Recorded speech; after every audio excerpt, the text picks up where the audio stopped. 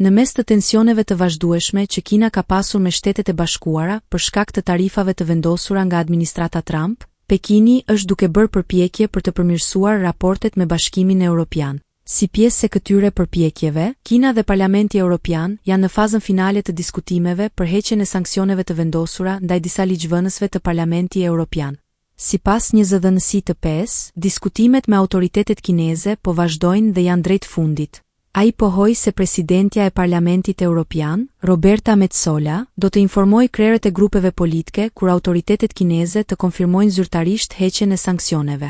Ky zhvillim vjen në një kohë kur Kina është duke u përpjekur të bëjë përparim përmes një strategjie të re për të zbutur tensionet me Bashkimin Evropian, pas pasojave të luftës tregtare me Shtetet e Bashkuara, e cila ka ndikuar rënd në ekonominë kineze.